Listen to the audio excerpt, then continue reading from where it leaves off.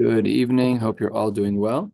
Today we are learning Maseches Sanhedrin. We're starting about two-thirds of the way down on Samach Zayin Amud Beis, and today we're going to finish up the parak at the bottom of Samaches Samad Aleph, and we're going to start the parak of Ben Sora Remora. It's a pretty quick daf. It's a lot of Agadata, and then on the second on the Amud Beis on Samach Zayin, we're just going to on the wrong page. On Sameches Amud Beis, we're going to be learning some of the brief halachos about Ben Sora Remora, and then we'll dig into the big stuff. So we're two-thirds of the way down on Samach Zayin Amud Beis. First word on the line is Minachire, and then we're going to start with the pasuk. Vayomer achar tumim el paro etzba elokim hi. But when it comes to the lice, they said, "What can we do? This was made by the Eibishter. We can't make it."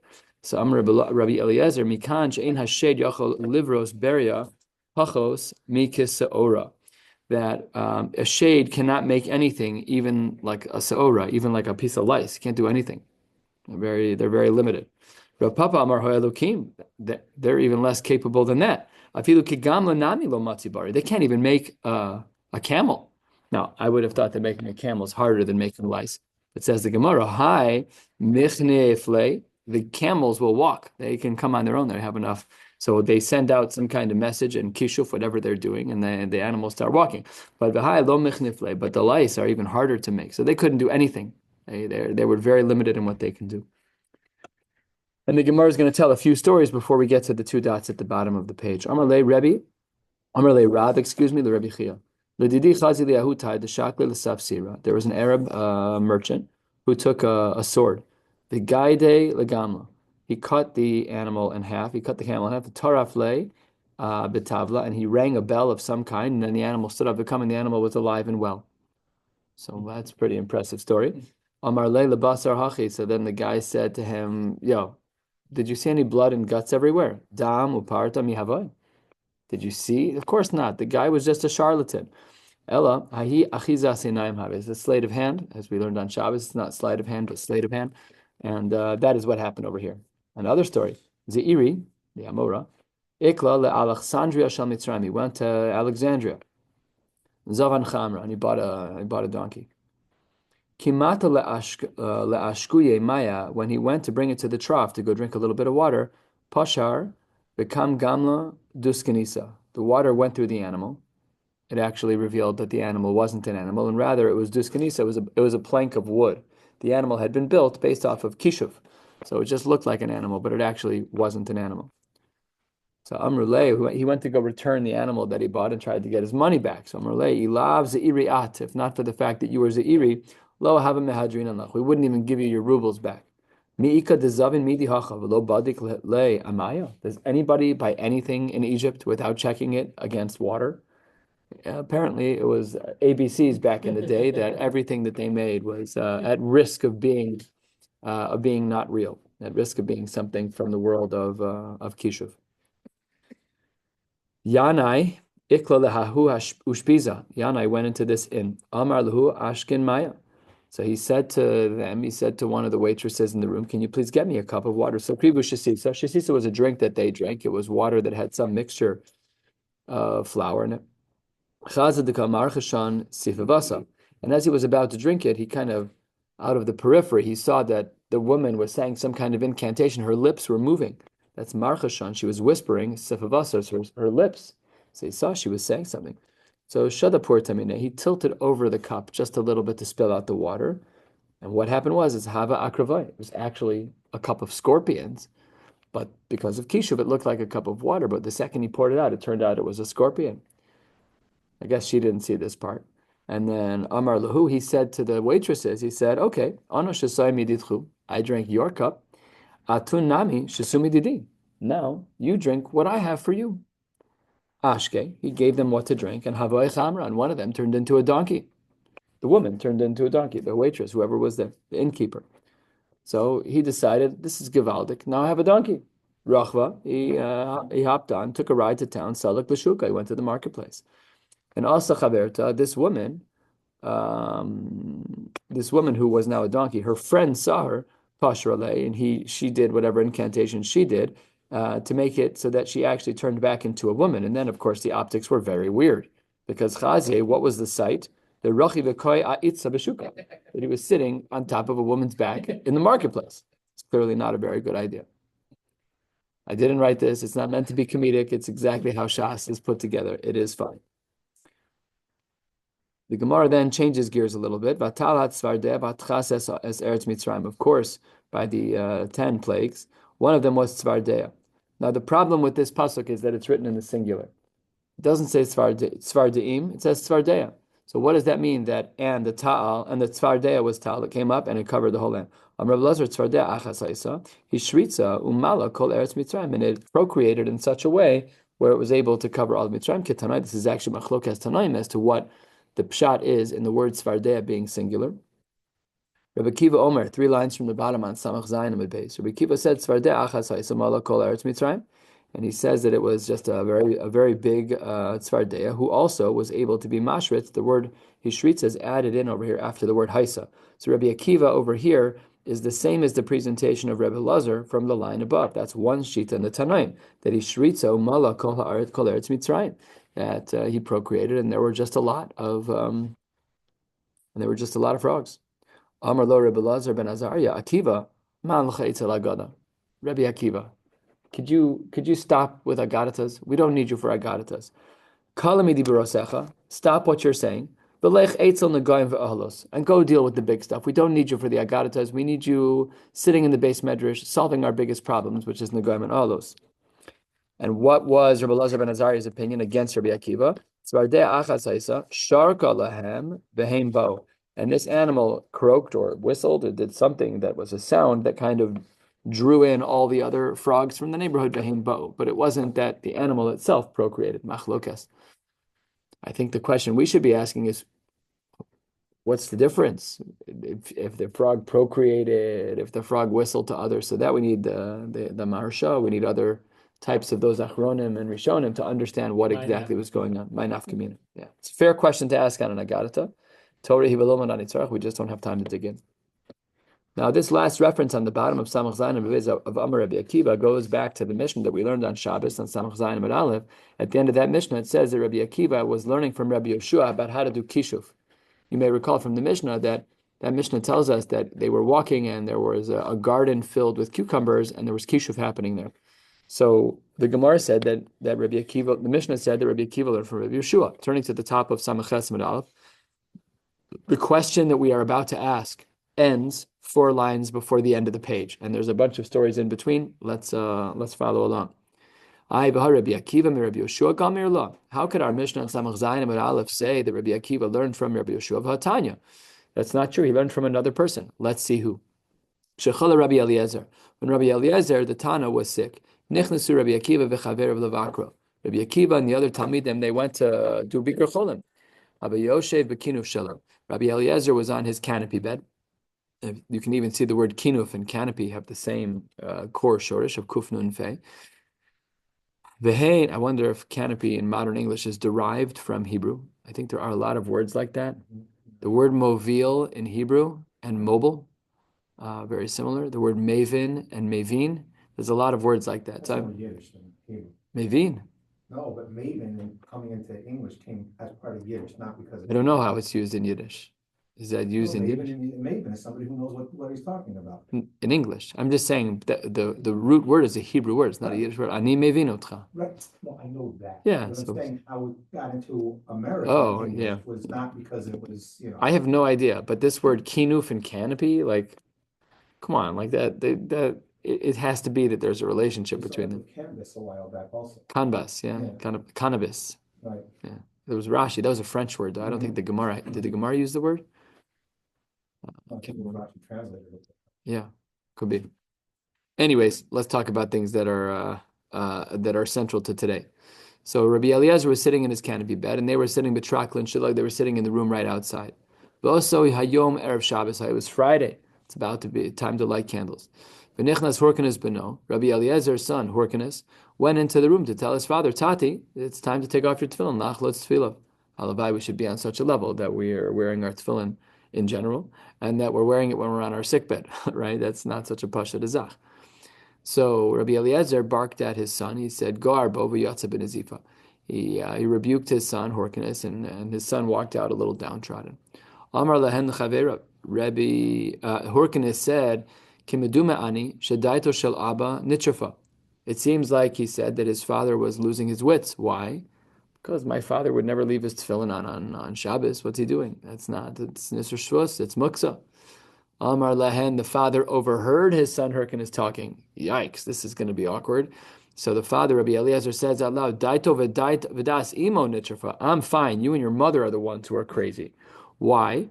Heich menichin isur skila va'oskin b'isur shvus. You guys have fires to put up. You got to get ready for Shabbos. Isurei skila are pending. You're worried about my little shvus. Go get ready for Shabbos. Halacha is more important. Go away. Go do what you need to do. I'll take off my tefillin when I'm good and ready. Now, when Rabbi Eliezer piped up, one of the things that the other people then saw is Keban Shirach Chachamim Shaddai to Miyosheves. They're like, okay, this guy hasn't lost a step. This is exactly who he is, exactly who he was, and he's great. So then, they went in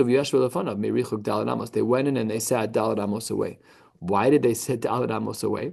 Take a look at Rashi, 12 lines down. We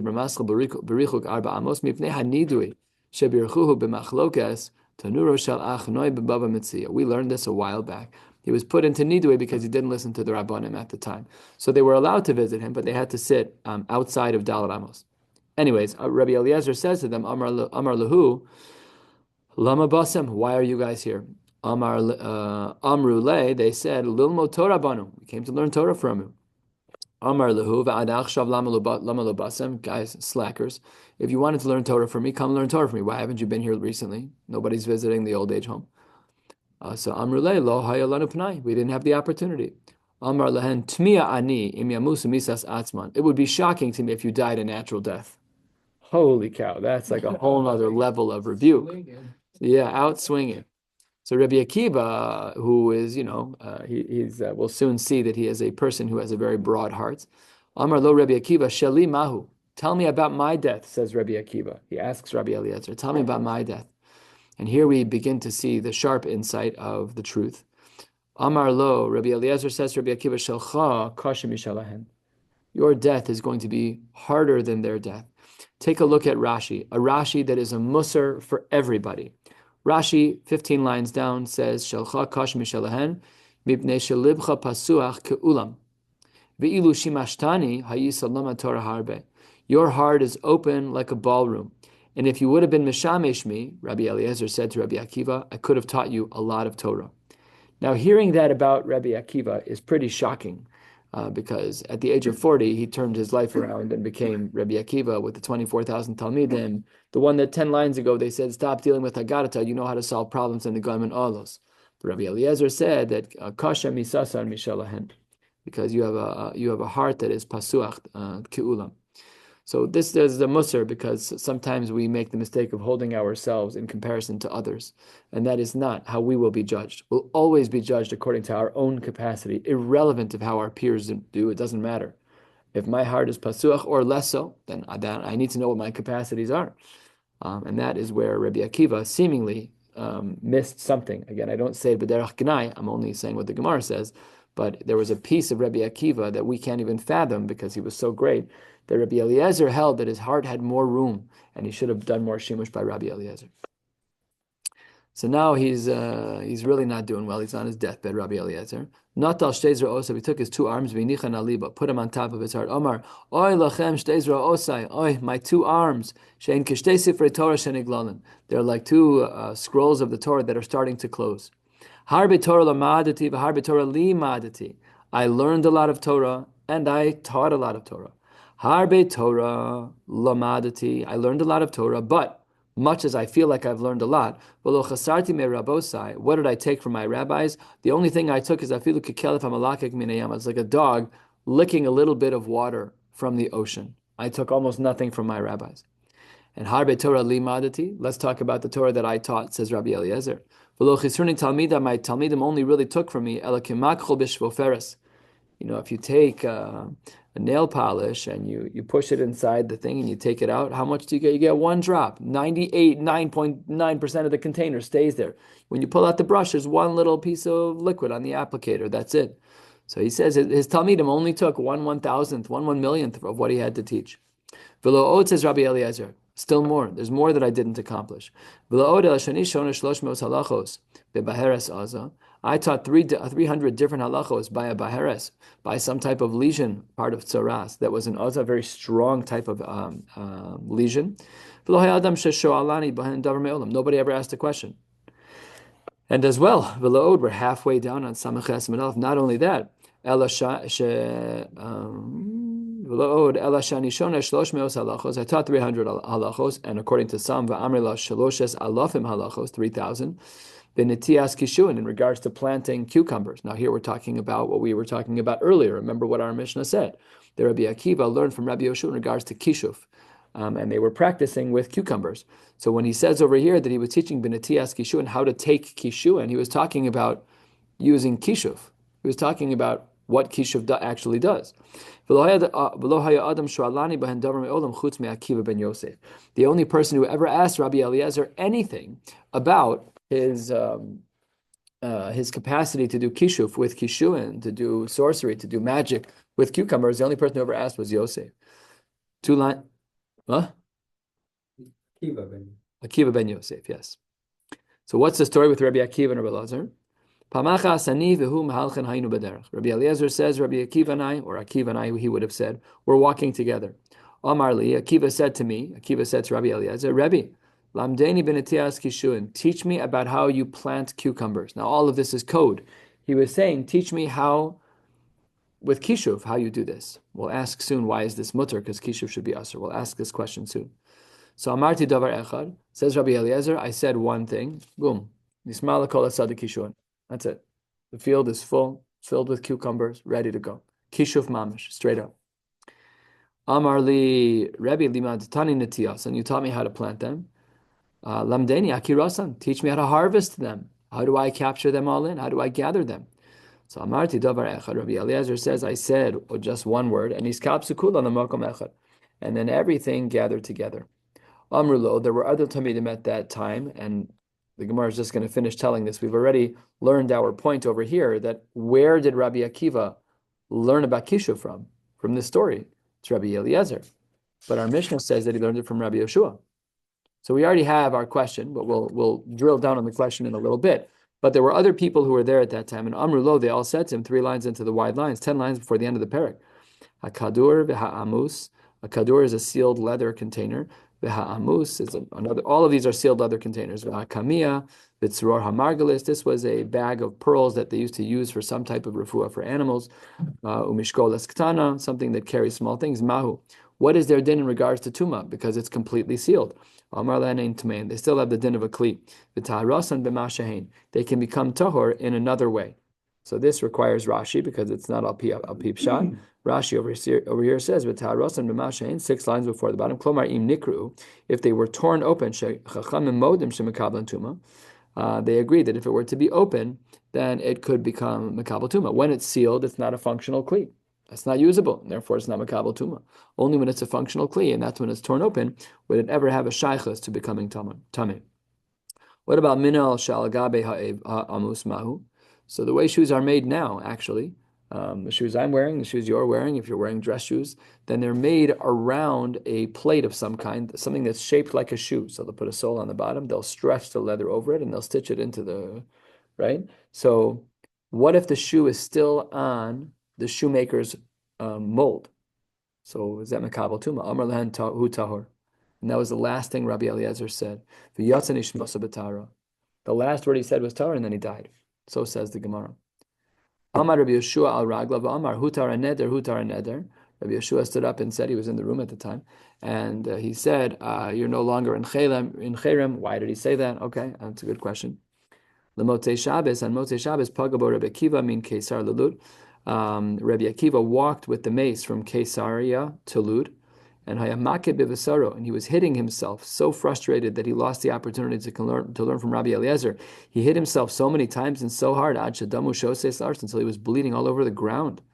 These are shilas. Are you allowed to do that, to hurt yourself, to flog and to cause pain? Pasach alav b'shura. He opened up his mouth in the shura. The shura is a line where the avelim stand at the sides, and where the avelim walk in the middle, and the other people stand at the side. V'amar avi avi rechev Yisrael ufarashav, referencing to the pasuk that is in this case referring to Rabbi Eliezer. Harbe ma'os yeshli. I have so many coins. Ve'enli shulchani lahar sosam, but I don't have someone to change the money over. I don't have one of those. I'm blanking on the word in Eretz Yisrael. The people who do change. I don't have one of those things. So what am I supposed to do with all my coins? This is a mashal. I have so many questions to ask you. If I gave you the questions, you could answer them. Alma, from the last 30 lines of Gemara, starting at the very top of this page, what do we see about where Rabbi Akiva learned kishuf from? Alma mi Rabbi Elazar Gamra. So why does the Mishnah say Rabbi Yoshua? Says the Gemara, Gamra Rabbi Eliezer. Yes, he did learn a little bit from Rabbi Eliezer, but Velo Savra, he didn't grab it all. Hadar Gamra Rabbi Yoshua v'Azber of Nehale. And then when he finally learned it with Rabbi Yoshua, then he did chap it fully. Again, it's so hard to understand these things because we're talking about kishuv. Now the Gemara asks the Bam Kasha and this whole entire sugya. How can you do kishuv? Says the Gemara, Hechi Avir Hachi v'Ha'anan Tanan Ha'osem Ma'isa Chayiv. We said that was the classic Isra Doraisa of making kishuv. And that's a maisa. It's not sleight of hand. It's not. It should be aser. Says the Gemara, Lislamed shiny. To teach the Talmud what it is so he can identify it, that's mutter. The marmar. Lo silmad la'asosiata lomad. You're not allowed to learn how to do it for the sake of doing it. You are allowed to learn how to do kishuv in order to understand it so you can teach and paskin. Hadran aloch arba misos baruch Hashem. We finished the 7th parak of Maseches Sanhedrin, making our way through Seder Nezikin. Yiratzon, we should come back to this daf in 7.5 years. And in the meantime, let us start with Parak Ben Sora Rumora. We'll learn until 4 lines from the bottom of the page. Let's start with the Mishnah on the top of Maseches Amud Beis. Ben Sora Rumora. Meima Sainasa Ben Sora Rumora. What are the age brackets on the lower end and on the higher end as to when a child is subject to being a Ben Sora Rumora? Just to foreshadow a little bit, the Ben Sora Rumora is a child who steals money from his parents. He buys basar, he buys yain ha'italki, and he eats them, and he is nidon al shem sofa. We assume that he's going to, at some point, kill somebody, so we kill him first. We'll get into the lamdas of that a little bit later. When does this start? When is he first subject? When is he first in the camp of being possibly called a Ben Sora Rumora? Mishiyavishtei saros achi yakiv zakan. It starts when he has his first 2 pubic hairs, and it ends when he has completed the zakon. And the Mishnah adds, hatachton v'lo ha'elyon. We're not talking about facial hair, we're talking about pubic hair. That's the zakon that we're talking about in the Mishnah. This is amazing. This is in a Mishnah. The Mishnah says that the Chachamim spoke b'lashon nekiya. Who are they talking? We call them the Chachamim. They're our Chazal. So seemingly the generations that preceded Rebbe, he referred to as the Chachamim, and they spoke in an even more refined language than Rebbe did, which is a very powerful idea. I don't know if I've ever seen this before. I don't have a good memory, so I'm not sure. But the Gemara says in the Mishnah that Dibru Chachamim b'lashon nekiya, that's why they just said Zakan instead of Zakan Tachton.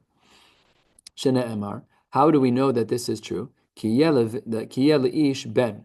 Ben v'lo bas, it only applies to a boy. Ben v'lo ish, it applies to a boy but not to a fully developed man. And then the Mishnah adds a very unique line, Katan pater shelo balech lal mitzvos. Thank you very much. Well, forget we already said that. Children have no chiyuvim in anything. Very odd. We'll discuss that in the Gemara in a minute. The Gemara says right now, 6 lines down, as the Gemara opens on Sameches, Katan min alan de pater. Well, the Gemara says, how do you know that the Katan is pater? And the Gemara says, what are you talking? What kind of question is that? Min alan? First of all, Ketikatani taima. Shelo balech lal mitzvos. The Mishnah says why the child is going to be pater because he's not shaykh in mitzvos, and probably more broadly, visu, and furthermore, heicha ashkechan de onash hakasuv dehacha liboy kra lemiftere. Where in Chumash do we have a case scenario that a katan needs a tur from a punishment? He's a katan.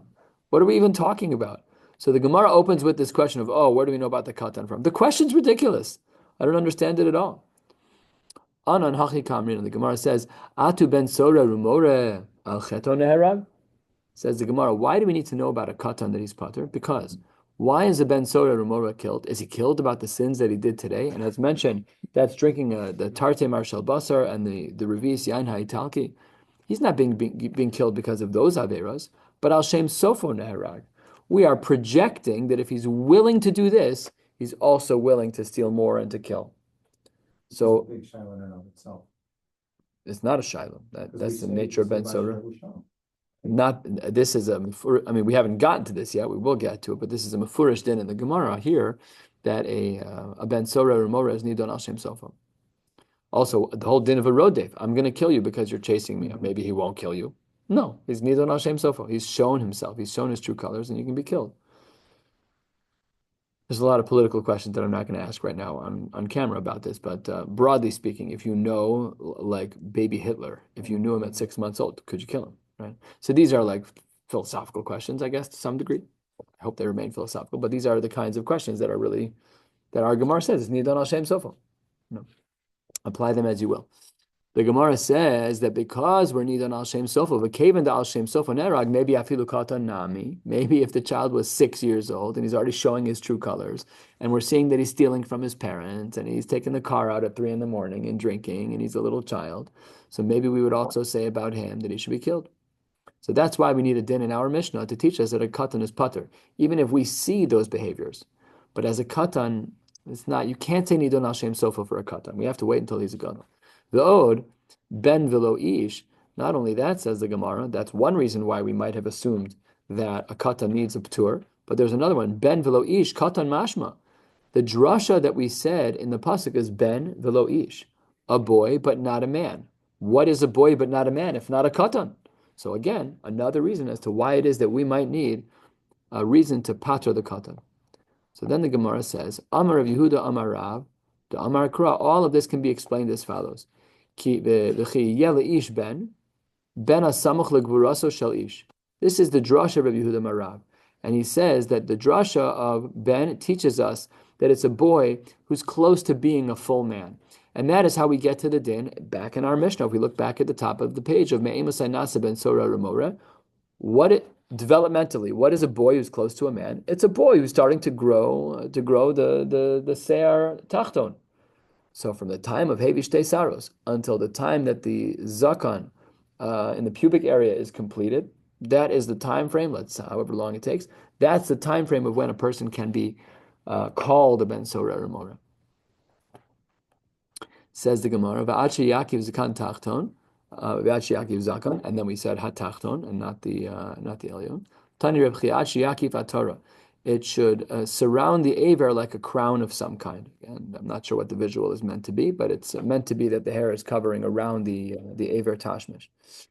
Says the Gemara, Ki Aser Avdimi Amar Hakafas Gid V'lo Hakafas Beitzim. We're only talking about hair that is grown in the pubic area and not below by the beitzim, by the scrotum. So what that means is that in the pubic area, when finally the hair finishes growing to its fullest in that space, that's the upper limit.